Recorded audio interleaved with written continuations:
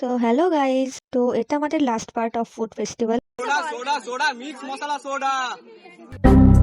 তো এখানে সমরেশ ভবিষ্যতের জন্য এখন থেকে প্র্যাকটিস করছে মনে হচ্ছে। আমাদের স্টলে আলু কাবলি আছে, আর তার সাথে সরু পিঠে গুড়, আর লাস্টে সমস্ত খাবার হজম করার জন্য রয়েছে মিক্স মশলা সোডা।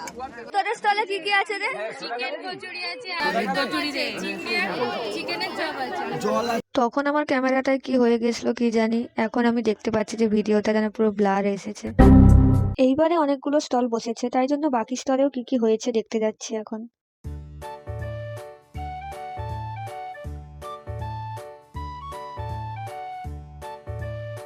তো এইবারে প্রত্যেকেই ভ্যারাইটি ভ্যারাইটি রান্না করে এনেছে, আর এই ভিডিওটা দেখে ভয়েস ওভার দিতে দিতে যেন আমার এখনই কি লোভ লেগে যাচ্ছে।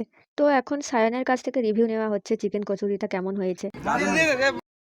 মন থেকে বলছো তো? মন থেকে।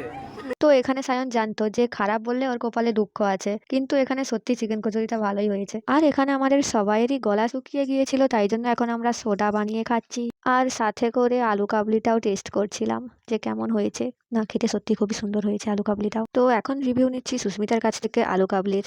কেমন খেতে বল? আমি আলু কাবলি খাচ্ছি, আলু কাবলিটা খুব ভালো লাগে, দারুণ। তো এখন আমাদের সব খাবারই সেল করা হয়ে গিয়েছে, তাই জন্য এখন সবাই মিলে ভিডিও করছি। তো এখন এখানে সবাই বাড়ি চলে গিয়েছে, আর মাঠ প্রায় ফাঁকা হয়ে গিয়েছে, আর আমরা তাও এখানে এখনো বসে বসে গল্প করছি, আড্ডা মারছি। আমার চ্যানেল আছে সুস্মিতা স্লাইড, প্লিজ ফলো করে দিও আর সাবস্ক্রাইব করে দিও। তো আমি প্রথমে ভেবেছিলাম যে ও হয়তো আমাকে মারার জন্য উঠে আসছে, আমাকে ভয় লেগে গিয়েছিল এক মুহূর্তের জন্য। তো আজকের ভিডিওটা এতটাই। Thanks for watching.